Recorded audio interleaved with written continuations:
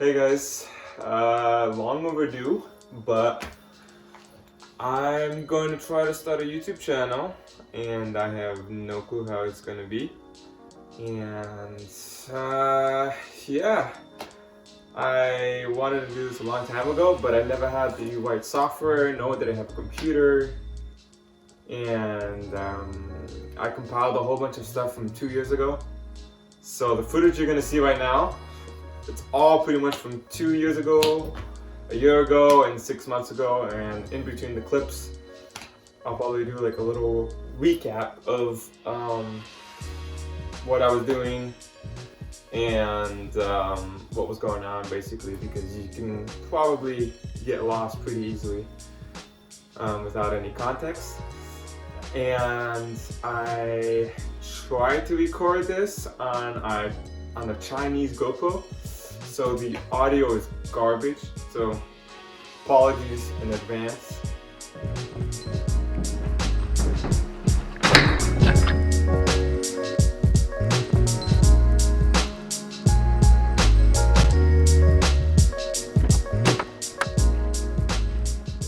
Got something quite interesting going on.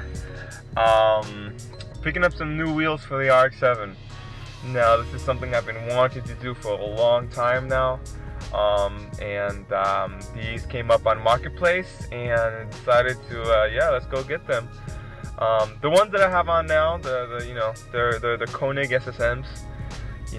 Nice specs, good fitment, but they're rep wheels. They're not real 3-piece, and I'd rather go of authentic 1-piece or 2-piece over a replica 3-piece, even though they're nice. But now I'm going to the more JDM authentic route. So let's pick up these wheels. He lives in Quebec City and I live in Montreal, so that's 2 hours and a half away.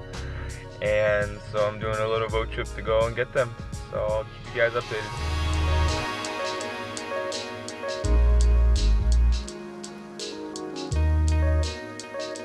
So I just picked up the wheels. I am at the Parc de la Chaudière, which is like close to Quebec City. The guy was super chill. He has an rx7 FD and he had these wheels laying around, so I picked them up for a pretty good deal. Anyways, I'll show you. So these are Advan SA3Rs. Yeah, pretty good condition. I mean, they would need a bit of a cleaning and get them redone, but okay condition. I could probably run them like this if I wanted to. And the pretty good specs too. These are 17 by 8 plus a 35 offset, which is kind of more or less what I want. And then the rears are 17 by 9s with the same offset. And yeah, like I said, pretty good condition. Not perfect, not at all. You can see someone try to almost buff them out and polish them, but it's tough to get inside the cracks and everything. But yeah, I'll probably get them redone by Wheel Garage, and then figure out a nice color for them. And then I just gotta slap them on the FC to test fit them and see how they look, if I'm gonna need any spaces or anything like that. Anyways, now I'm going back to Montreal, and then the FC project is coming along pretty nicely. I thought I'd also explain why these are 17s and why I'm downsizing, because the ones on my car right now are 18s. Reason why is just because I find like 18s on an FC, like a small body-ish, they just look too big for the car. It almost looks like a Hot Wheels, it just doesn't fit what I want for the car, the vision. It doesn't fit the era too, not many people want 18s on them, except for the really stance boys, But I want to go 17, so that way I can also lower the car a bit, so the car sits a bit lower, and that way also, since the specs are not as aggressive as my old wheels, I can also put bigger tires, so that way you can hook up, because in my old setup, like first and second gear, as well as third gear, and if they were cold, they would all spin. So this way I'll be able to put some more meat to the ground, hopefully, have the power deliver correctly. And then this is also just more aero correct, I'd say, so kind of what I want. Anyways, yeah. So I realized I never did a real reveal, but as you can see, it looks kind of fire, the fitment. I might show a clip or whatnot in the background. Then the next clip that you guys see me is I'm doing the wiring harness for the FC because the turbo, the injectors, everything that I have in the car, it wasn't running right with the stock ECU, so I had to put in an aftermarket ECU. I went with the FuelTech FT450. Amazing what those Puerto Ricans can do. And to do so, I had to create a whole new engine harness. They didn't make any adapters because they make adapters for Haltex and a couple of other ECUs, but for FuelTech, especially that's what I wanted, they didn't make anything, so I decided to just do the whole wiring myself. So I ordered 10 feet unterminated harness as well, and I took out the whole engine harness. The body harness, as you can see, I just take it out of the car. I take out half of the harness out of the car, and I just try to clean it up. In the beginning, I really wanted to tuck it, but then it just required too much work, so canceled that. Yeah, this is what I got basically. Alright, so here we are. I think this is gonna be my first video. Basically, this is my 91 rx7 FC on some Advan SA3Rs, and yeah, now I'm gonna be starting to do a lot of work these next 2 weeks. One of the bigger jobs is putting in the standalone and putting in the be making a new engine harness for it, pretty much completely from scratch.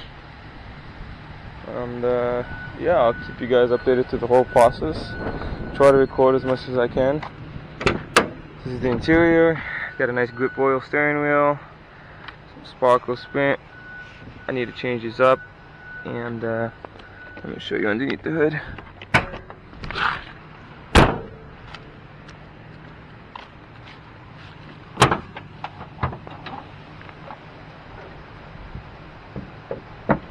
So underneath here we got the simple 15B S5 with a BNR4, which is basically a T04B turbo, so it's a bigger size turbo.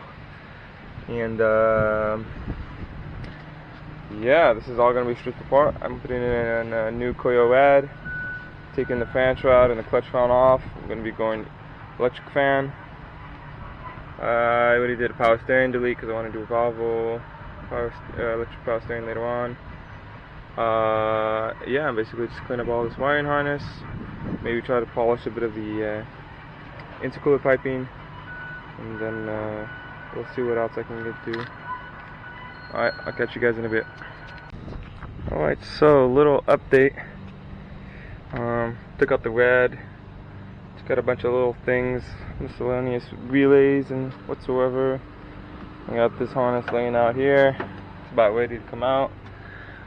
I also got all these harnesses laying around that are pretty much ready to come out. I have the battery connected because I wanted to see if I could still run everything completely without the ECU in terms of anything BCM related. The lights, the fan, the cluster. I wanted to see if it still worked. I'm just going over the wiring diagram, double checking everything, and I'm trying to see before I disconnect a whole bunch of other stuff where I can get the ignition from and how I'm gonna start wiring everything and exactly what I need to do. So a little update. Here's the little drift beamer sitting pretty as usual. Alright, so basically got the whole engine harness out. I also got the sub harness for the starter and the alternator. Yeah, I'm trying to figure out whether I should just clean the engine bay or paint the engine bay. This is the engine harness over here. That's the sub harness. This is the harness for DCM, which is like lights and random other things, as well as the coils, as well as fuel pump relay that was wired in janky, and that I cannot pull through because it's connected to all the other things on the other side of the dash, which I am not really willing to take out. But I don't know if you can see under there, it's a lot of things going on. So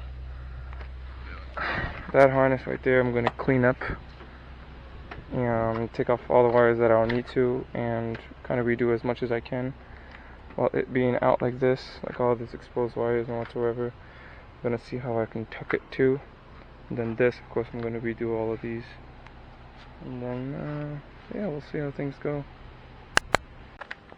Alright, so like I said, all this I'm not taking out, but I'm going to try to fix as much as I can, redo as much as I can, and I want a wire tuck. So what I'm thinking is, there's a little hole right there, I can pass through it underneath, and then I can pass inside the fender and see what I can do to get out. I'm not going to just go in the front after that.